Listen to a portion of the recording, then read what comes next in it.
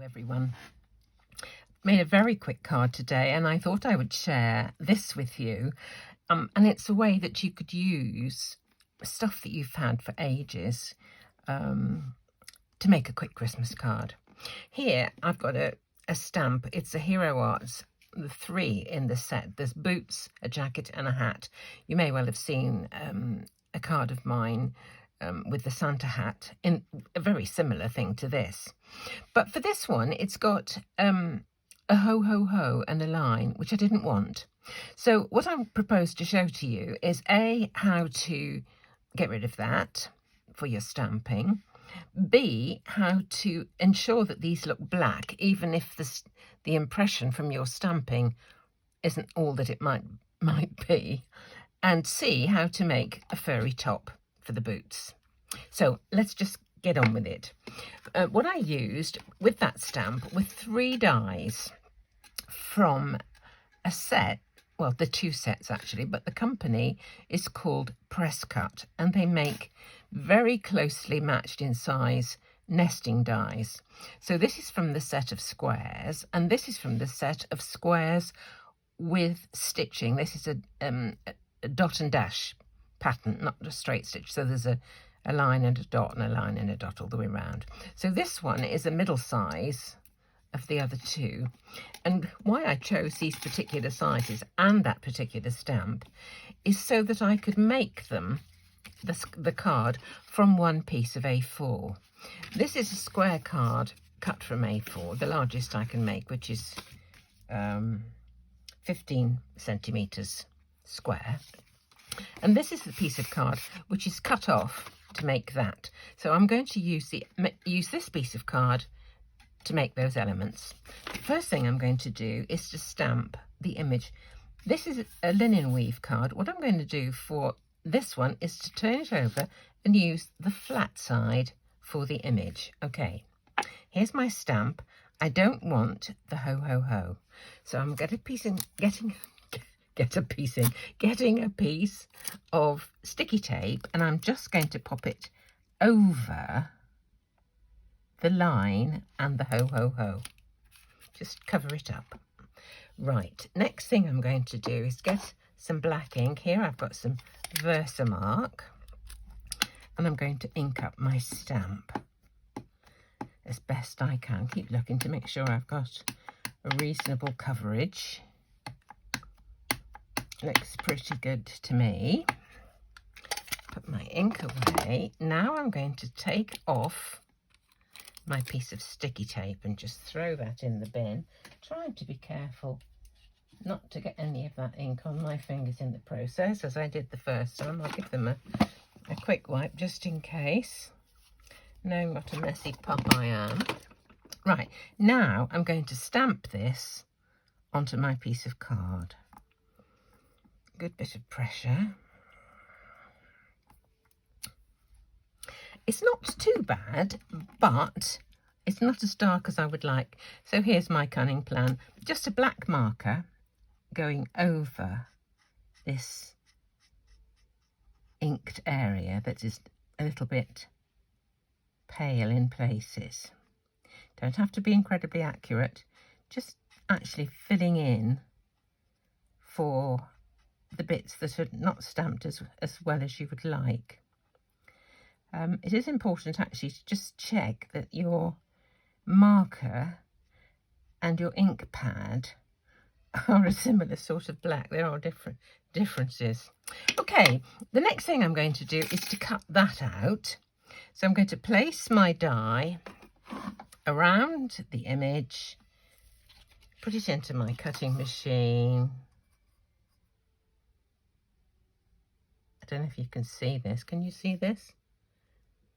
A little bit of it. So looks all right. And cut. Right. One thing you do have to be careful of when you're using a top plate like this over something that has been inked or stamped or whatever, is that there's no transfer of that colour onto the plate, because if you use the same side of the plate onto the next piece of cutting, you might get some of that transferred ink. So here we are. Don't want that one, I have to use that one. These two, they fit quite nicely into my offcut. I think I'll use this side this time. Okay, this is the side with the texture, the linen texture. Cut out those two.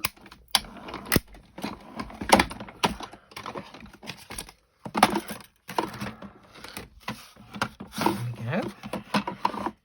1 and 2. And I've still got a little bit of this left for another bit of stamping maybe. Now all I've got to do is to put the 3 things together.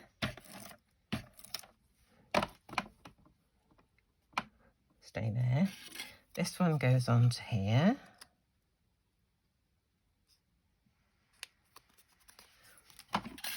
This one.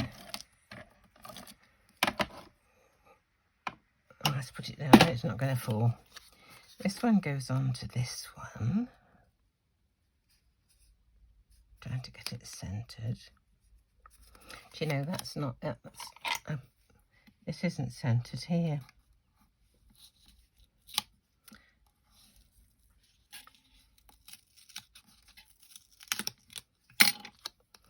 That's what I should have done. Should have done a little bit of this over the adhesive runner so I could move it about a bit. It wasn't, whether I moved it when I was trying to do the other one or what, but there we go. No harm done. No harm done. And the last one, I'm just going to pop it onto there with a little bit of foam tape, just to give it that bit of dimension. So here's my foam tape. Cut a couple of pieces. Put on there 1 and 2. That's a bit near the mark. Let's just take a little bit off there. That's better. Come in for something.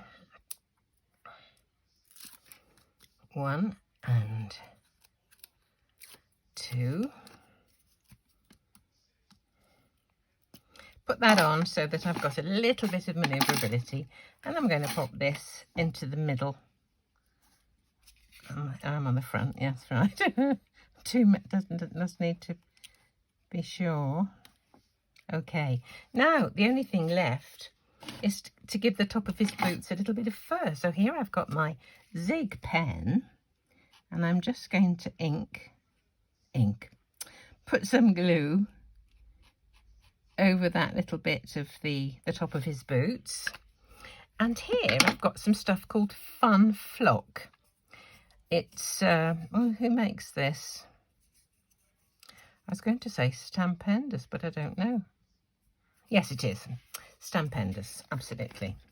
Right, put a bit of this onto the top. Just shake a little bit to cover and press it down into the glue, and then simply tap it off. And there we've got furry boots.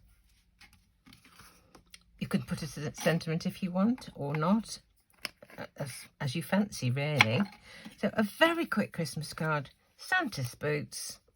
Happy Christmas. Thanks so much for watching.